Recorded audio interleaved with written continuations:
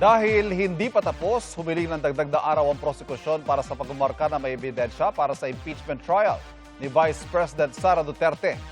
Dahil dyan at sa ibang prosesong hindi pa nagagawa, posible kayang iatras din ang nakatakdang pagsisimula ng paglilitis. Nakatutok si Sandra Aguinaldo. Ikatlong araw na ng pre-trial conference para sa impeachment trial ni Vice President Sara Duterte. Pero kapwa sinabi ng prosecution at defense, hindi pa rin matatapos ngayong araw ang pagmamarka ng ebidensya. Natatagalan kasi ang proseso dahil na rin sa dami ng mga dokumentong kailangang markahan. Kaya para hindi maantala ang nakatakdang pagsisimula ng impeachment trial sa July 6, may mga suhestyon ang magkabilang panig sa Senate Secretary para mapabilis ang proseso, gaya ng paglalaan ng karagdagang mga araw para dito. Sana mapagbigyan kami na pati Biyernes at saka Sabado ay maisama po nila.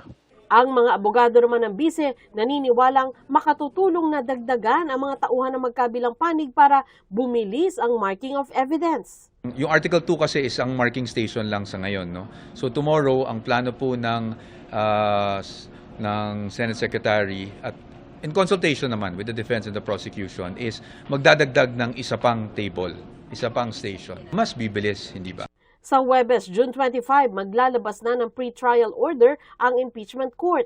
Nakasaad dito yung mga napagkasunduan sa pre-trial conference. Tapos sasagot pa ang magkabilang panig. Ang tanong, kung hindi ito mangyayari sa oras, posible kayang iatras ang nakatakdang pagsisimula ng impeachment trial? I think we are aligned. We have expressed the common position to start the trial on July 6. No? So, tingin ko naman very much feasible yon, providing additional teams for the marking of exhibits. Right now, it's 4. Sana maging 8. So, ito-double natin yung team. Like we said, the defense will always adjust. So, kung ano man ang kinakailangan, handa naman tayong pumasok kahit Sabado. Isa pa sa panukala ng prosecution para mapabilis ang marking ng evidence ay yung isahang pagmamarka kung pareho naman ang dokumento ng defense at prosecution. Pero tinutulan ito ng kampo ng bise. If they will agree na isang document lang, ibig sabihin isang examination lang, no? Isang permahan lang, so that will be, as to the time which will be spent, it will be diminished by half the time which is actually being spent when marking common exhibit but separate documents. If a document has the markings, if we're supposed to be bringing home our documents, so we don't want the documents bearing the marking to be with the prosecution naman, diba? So we also have documents that have bear the different annotations. So paano pag ganun? Ang gusto kasi ng prosecution is that all their documents be marked. Paano naman kami? Sabi pa ng kampo ni VP Sara, tila raw kulang sa tao ang kampo ng prosecution. Pero sabi ng prosecution, ang depensa umano ang kulang. They just appear in the morning and then they leave and then they leave the rest of the task to the private prosecutors who are handling the case. So siguro we are in the best position to deny that claim, and we are saying now that we are not undermanned. We would like to have 3 teams for confidential fund. That is for the purpose of marking of our exhibits. However, the defense could not agree to that, claiming that they do not have sufficient lawyer to attend on the 3rd team of the supposed marking of exhibits for confidential fund. Sa naunang interview naman kay Senate Secretary Renato Bantug na tumatayo ding clerk of the impeachment court, tingin niya ay hindi naman maantala ang trial. Sandra Aguinaldo, Nakatutok, 24 Oras. Nagsagawa ng reenactment at inspeksyon ng pulisya sa lugar kung saan nalunod ang mga Ateneo student-athlete na sina Rene Baterbonia at Divine Adili. Nagsagawa na rin ng safety audit roon. Nakatutok live si Marie Zumali. Marie? Mel, narito ako ngayon sa Dipakulaw, Aurora. Ilang metro lamang ang layo mula sa beach resort kung saan nangyari yung malagim na insidente ng pagkalunod ng mga Ateneo basketball team players na sina Rene Baterbonia at Divine Adili noong June 8. At sa isinagawa nga nilang reconstruction o reenactment ay lalo raw tumitibay ang mga ebidensya nagpapatunay na nagkaroon daw ng paglabag sa Anti-Hazing Act ang mga organizer ng naturang team building activity. Bandang alas 4:30 kanina madaling araw nang simulan ang walkthrough at ocular inspection ng mga tauhan ng CIDG, Forensic Group, Aurora Police Provincial Office, Police Regional Office 3 at Municipal Disaster Risk Reduction and Management Office. Gumamit ng mga aparato para ma-map out ang topografiya sa dalampasigan, pati na sa dagat para matukoy ang lalim nito. 2:40 ng hapon isinagawa na ng mga investigador ang reconstruction o reenactment ng insidente. Itinaon po ng mga investigador yung isinasagawa nilang reenactment sa mismong oras na mangyari yung insidente ng pagkalunod para raw maikumpara o makita nila yung mas malaking larawan kung gaano daw talaga katindi yung mga alon, kung gaano kataas yung tubig noong mga panahon na yon. Ang problema, ayon sa mga ekspertong ating napagtanungan, low tide po sa mga oras na ito. Hindi katulad noong June 8 nung mangyari yung insidente na papataas na talaga yung tubig at matindi na rin daw yung alon dahil pa-high tide na nung panahon na yon. Sa kabila nito, tinuloy pa rin ang reconstruction. Sinukat din ang distansya ng mga biktima mula sa pampang at ang eksaktong lokasyon kung saan huling nakita ang mga biktima, pati ang lalim ng tubig kung saan sila natagpuan. Ibinabangga raw ito sa mga kuha sa CCTV, pati sa mga pahayag ng mga manlalaro, coach at iba pang mga saksi. Tikom ang bibig ng mga taga-CIDG at naglabas din daw ng gag order ang CIDG sa MDRRMO para raw hindi ma-preempt ang investigasyon. Ang pamunuan ng resort, nakikipagtulungan daw sa NBI. The statement of our client is focused on their personal knowledge on the facts and circumstances surrounding the Ateneo booking and their activities, but they have limited knowledge as to the exact nature of the activities. Our client only knows that it's a team building activity. Nagsasagawa rin ng mga investigador ng masusing safety audit upang beripikahin kung may sapat na mga babalang karatula, mga panuntunan sa kaligtasan at mga kinakailangang emergency safety measures sa tabing dagat. Kapansin-pansin ang mga karatulang nagbibigay babala sa entrada pa lang ng hilera ng mga resort. Nakataas din ang pulang bandila na senyalis daw na bawal lumangoy sa dagat. Pagka red flag po kasi ma'am, hindi pwedeng maligo. Hindi pwedeng pumalaot, yung mga bangka. Ganun po kasi po ma'am, delikado po ang dagat. Nakalagay na po ba yung red flag na yan bago pa mangyari, nung nangyari yung June 8 na insidente na pinasawi nila Baterbonia? Ma'am po, bago po nangyari po yun ma'am, matagal na po naka-red flag yan ma'am. May current po kasi yung ilalim yan ma'am, maski lantap siya. Ma'am, ang alon namin dito ay pag minsan may malalaki, pag minsan po lantap nga pero yung ilalim naman niya current. Kahit nga raw mga lokal na tulad nila, di po kami basta-basta naliligo dyan ma'am, natatakot din po kami. dalawang mahalagang elemento rin daw ang tinitignan ngayon ng mga investigador. Una, kung bakit hindi na lang ginamit ang swimming pool na hanggang 5 feet lang ang lalim, lalo't SOP daw sa mga aquatic training na isagawa ang drill sa isang controlled environment. At pangalawa, bakit isinagawa ang drill sa dagat noong magha-high tide na ng alas 2:30 ng hapon? Sabi ng mapagkakatiwalaang source, dahil dito, tumitibay raw ang ebidensya nila na nilabag ng coaching staff ang Anti-Hazing Act, kung saan nakasaad na maituturing na hazing ang sapilitan o tahasang exposure to weather. Mel, alas 4:30 ngayong hapon natapos yung reenactment at inaasahan naman daw na matatapos ng PNP-CIDG ang kanilang investigasyon ngayong linggo at nakatakda namang isumite ang kanilang rekomendasyon sa Department of Justice sa kung sino ang mga dapat kasuhan hanggang sa Lunes sa susunod na linggo. Mel? Maraming salamat sa iyo, Mariz Umali.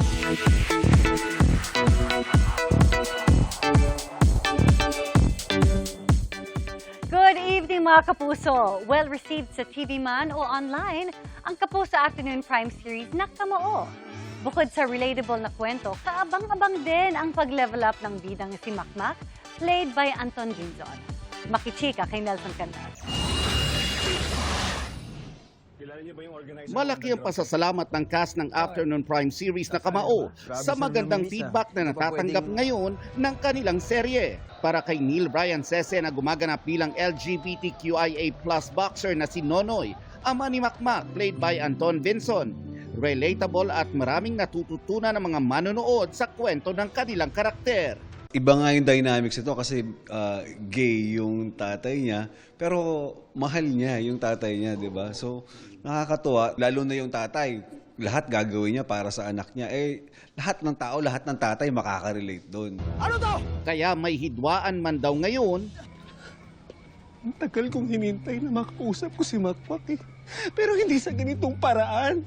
Love is love, ika nga, at proud daw si Nonoy kay Makmak. Bukod sa kwento ng serye, hinahangaan din online ang pagiging fitspo ni na Anton at Bruce Roland. Napansin daw kasi ng mga netizens ang body transformation ng dalawa, patungo sa boxer bod na nakikita natin ngayon sa serye.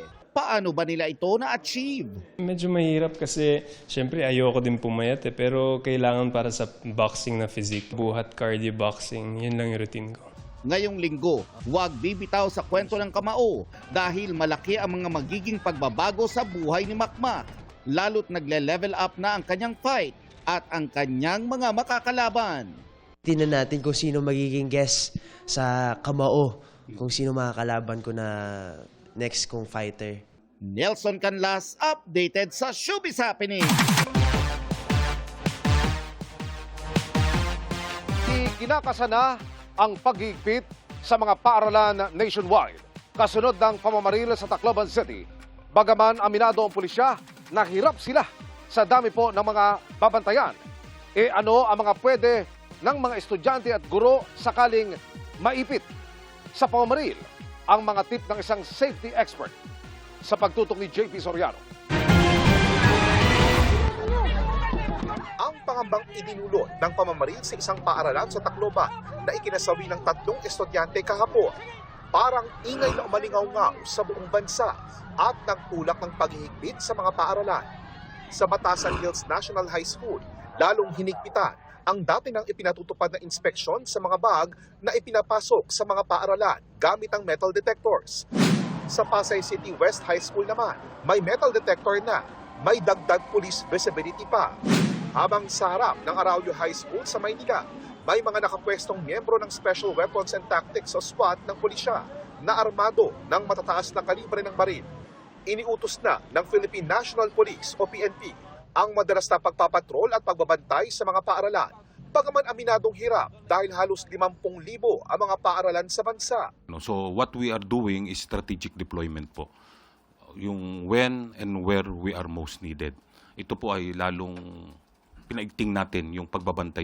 Hihingi rin sila ng tulong sa mga lokal na pamahalaan at barangay. Kahit kasi may bantay lahat ng paaralan ayon sa Department of Education o DepEd, hindi lahat ay may security guards kaya isinusulong na malagyan lahat ngayon.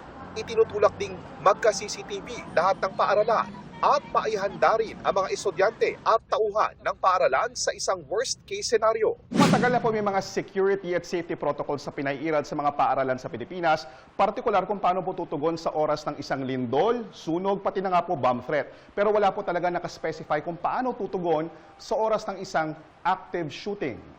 Kaya pinaplansya na ng DepEd ang pagbuo ng regular drills na nakatuon talaga kung ano ang gagawin sa oras na may active shooter sa isang school. What we don't have right now is the protocol on how to really deal with active shooting in collaboration with probably PNP or other law enforcement agencies on how to do drills, regular drills that involves active shooting. Ayon sa isang professional security at safety expert, sa oras na may marinig na pamamaril sa isang paaralan, ay huwag na dapat lumabas ang mga nasa classroom kung wala rito ang salarin. Imbis na mag-usisa pa sa labas, ay dapat anyang isecure ang classroom at isara ang lahat ng pintuan. Tiyak hindi ito basta mapapasok. Lalagyan natin ng mga upuan to. Kung mabuksan man niya yan, he will be having hard time para makapasok sa loob. Kasunod dito, huwag mag-ingay o kumuha ng atensyon para di mapansin ng gunman sakaling madaanan ang classroom. I-silent ang mga cellphone Yumuko o sama-samang magtago at gumawa ng barikada para walang lumabas ng classroom. Tandaan na ang hindi dapat mangyari ay makasalubong ka ng shooter. We can just go into one corner, isang corner, kunyari hanggang doon, we can form a circle. Ganyan. Kasi, tandaan natin, yung perpetrator can easily grab one to become a hostage or shoot them all. Pero definitely, hindi niya gagawin yon. Kasi nga, ang hinahanap niya, yung easy way out. Palagi, ang gusto niya, hindi siya mahuli, hindi siya makilala, at hindi siya pwedeng makulong. Ang guro ang dapat magpaalala na huwag gumawa ng anumang ingay at huwag titingin sa labas para maiwasan ang eye contact sa shooter. Kung dumaan ito, dapat siyang pagtiwalaan ng mga mag-aaral. Absolutely still until the shooting stops. Huwag kang magbusyoso, then drop down until matapos yung putukan o yung kaguluhan. JP Soriano, nakatutok 24 oras. Iniimbestigahan na ng pulisya kung may ugnayan ang nangyaring pamamaril sa paaralan dito po sa Tacloban City sa Columbine High School shooting sa Amerika noong 1999. Pansamantala munang ipinagbawal ng Cybercrime Investigation and Coordinating Center ang isang gaming app na hinihinalang na-impluensya o naka-impluensya sa isa sa mga namaril na menor de edad. Nakatutok si Oscar Oida. Sa nangyaring pamamaril sa eskwelahan sa Tacloban City, may mga nakapuna sa suot na t-shirt ng isa sa mga shooter. Yan ang itim na t-shirt na suot ng 14 anyos na suspect na may mga letrang KMFDM sa harapan.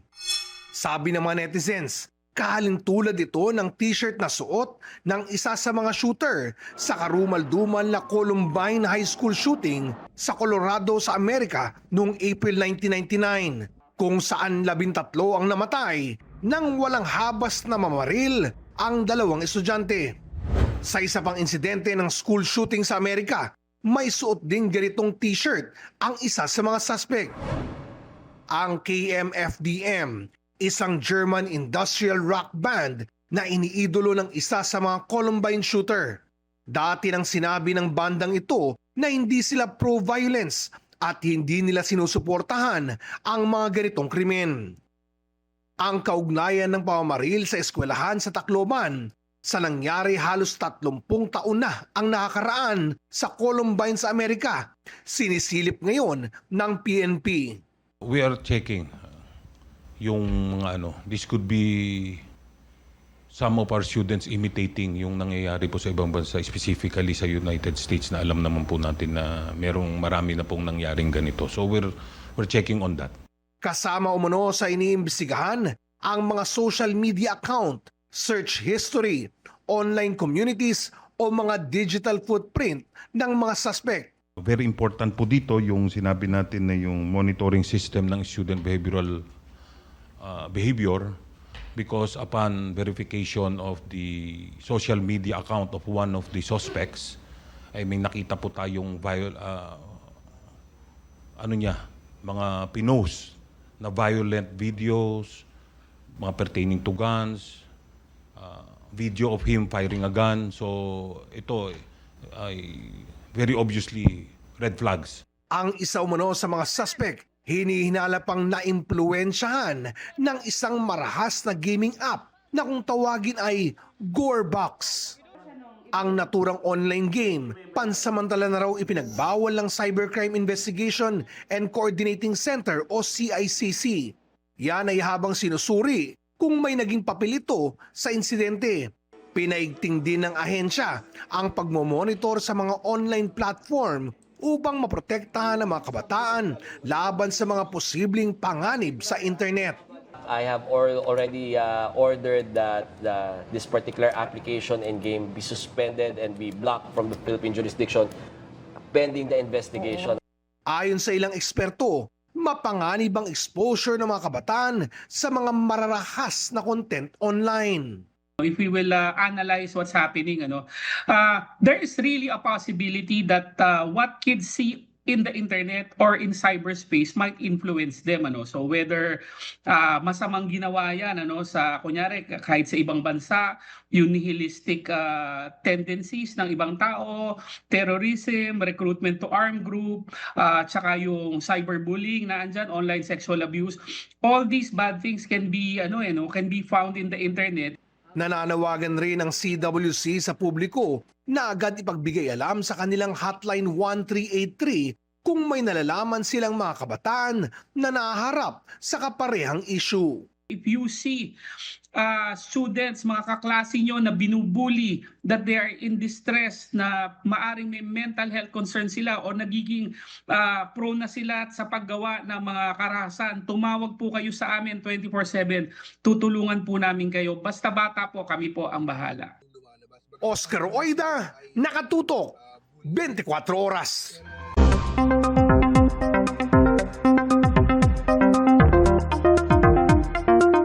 Mga kapuso, 2 bagyo na ang minomonitor ngayon ng Pag-asa sa loob at labas ng Philippine Area of Responsibility. Ang bagyong Francisco na naging super typhoon kagabi, nasa typhoon category na ulit ngayon at huling namataan 330 kilometers silangan ng Calayan, Cagayan. Nakataas pa rin ang wind signal number 1 sa Batanes, northeastern portion ng Cagayan at eastern portion ng Babuyan Islands. Ayon sa Pag-asa, mababa pa rin ang tsansa nitong tumama sa lupa. Posible ring lumabas na yan sa PAR sa Huwebes ng gabi o Biyernes ng umaga. Bukod sa Bagyong Francisco, naging bagyo na rin ang dating low pressure area sa labas ng PAR. Isa na yang tropical storm na may international name na Higos at huling namataan mahigit 2,000 kilometrong layo mula sa silangan ng southeastern Luzon. Ayon sa Pag-asa, pakanluran ng kilos ito sa ngayon at may tsansa pumasok din sa PAR sa Huwebes o Biyernes. Sakaling matuloy, tatawagin niyang Bagyong Gardo. Wala pa po itong epekto sa bansa pero patuloy na tumutok sa magiging pagbabago sa mga susunod na araw.